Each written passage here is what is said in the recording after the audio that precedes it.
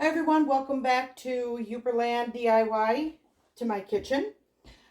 I went to the freezer today and I opened it up this morning and I was gonna get hash browns out and I was like, oh boy, we don't have any hash browns. And I always make our hash browns. I don't buy hash browns, I make them.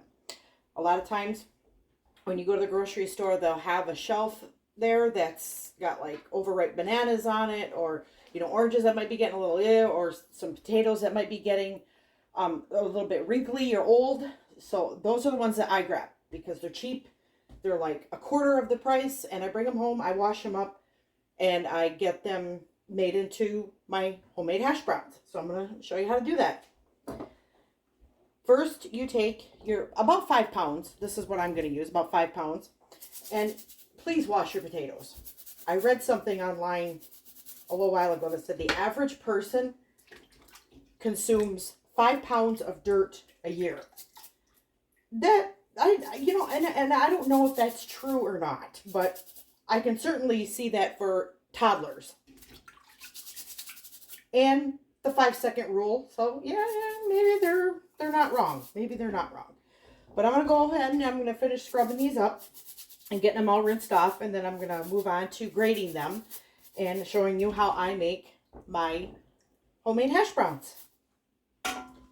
So I've got my grater and I've got my clean potatoes. Now, how I'm going to grate them is just cut them in half. And just start grating them on your cutting board. I'm going to do a little bit here. Potatoes are flying. 5-second rule, right?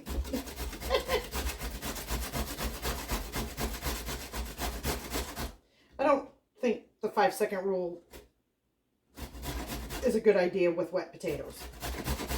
Yeah. Okay, so after you get all of your potatoes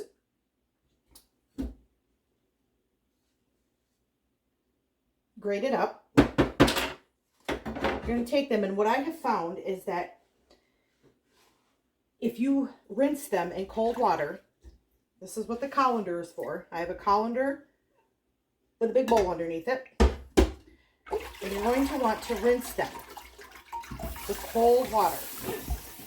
What you're doing is you're removing the starch and the sugar from it as much as you can.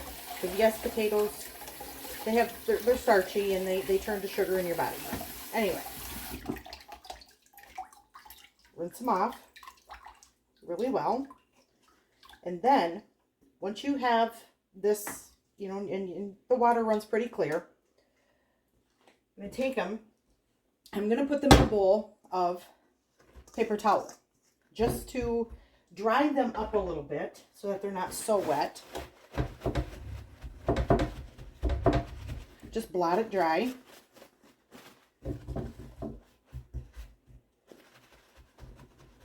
Just like that. And then we're going to do all of my potatoes like this until they're all kind of dry. Just kind of blot them. I mean, you don't want them to stick to anything, but just blot them a little bit. And I'm going to go through and I'm going to chop all of this up. I'm going to spare you the boring, monotonous job of that. And I will be right back with what to do next. Okay, I'm back. Now I have all of my potatoes shredded. It's about, let's say 2.5 pounds worth. And I'm going, and everything is rinsed and good to go. I chopped up onion. 3 onions, 3 medium-sized onions because we really like onion, and 1 red bell pepper, 1 green bell pepper, pretty good sized ones.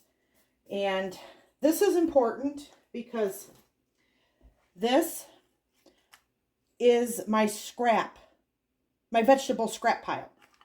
Nothing goes to waste. And I have a bag over here that I'm going to dump this in, and this is going to go into my freezer. And at a later date, I will pull it out after it's full. Usually I wait until I have about 3 or 4 bags full that are frozen. And then I go and I'll boil them and I'll make vegetable stock for soup. And I'll can that. I will do a video on that when that time comes. But right now I just made it, so, and I already did it, and I can't do it again. So not until I have enough. But now it's time to make our potatoes O'Brien.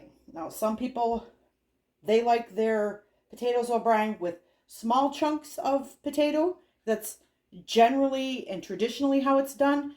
I'm a little bit different. I like hash browns, but I also like potatoes O'Brien. So I just do hash brown potatoes O'Brien. This way, the shredded way. So I'm going to go ahead and I'm going to put some potatoes in this bowl in the sink. I'll do about half.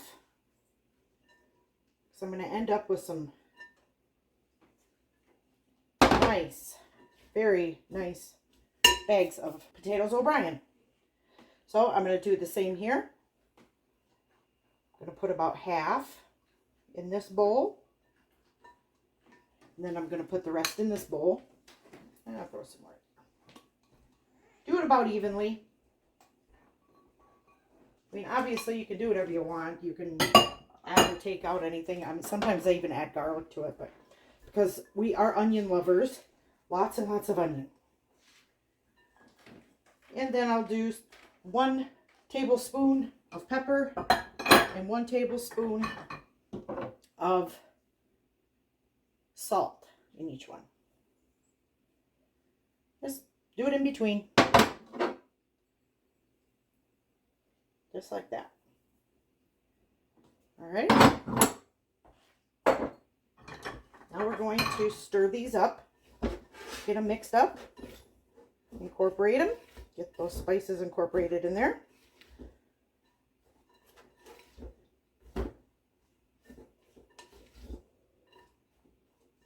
And this is what it's going to look like once everything is all mixed up together.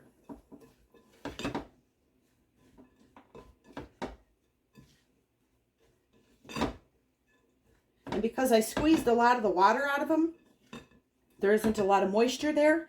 So after I put them in bags and I put them in the freezer, they won't come out clumped like a giant piece of ice. So that's the whole reason behind trying to squeeze and pat as much moisture out of them as you can.